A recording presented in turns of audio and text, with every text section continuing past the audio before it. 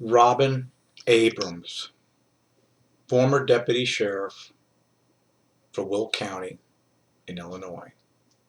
Missing since 1990, October of 1990. Body has never been found, nor has the suspect ever been arrested. The case bungled from the very, very start. Her father was the last person to see her alive when they passed each other on a road going in opposite directions, waved to each other. Her truck was found very, very late into very early hours of the next day.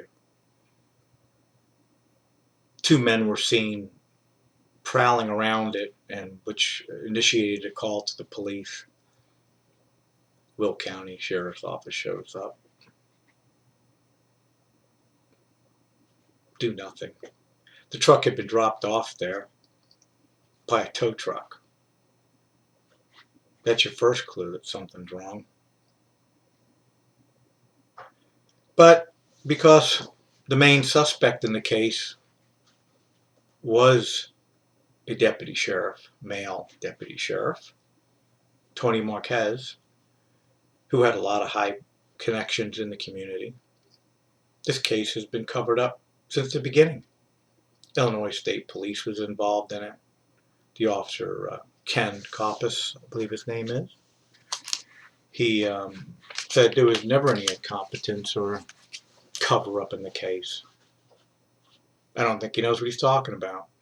In fact, I know he doesn't know what he's talking about. I reviewed the case file. I reviewed the investigation. It's garbage. And here she is, still missing, all these years later. Every time the family tries to get a search conducted or something else, they met with resistance. When the news reporter went to Tony Marquez's home to ask him what he knew about Robin's disappearance, his wife answered the phone, answered the door. So she asked the wife if Tony had anything to do with it. And instead of saying no, the wife says, I don't know, and then go, of course not. The simple answer would be no. But when you know something deep inside your mind and your conscience is ate up with it, it's called a Freudian slip. Then, of course, Tony says no. Well, what else would he say?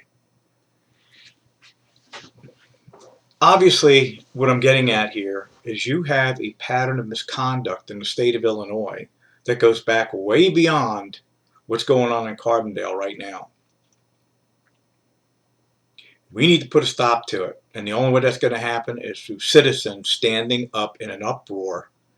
Because any one of these young ladies that I've been depicting in the last few days could be your own child.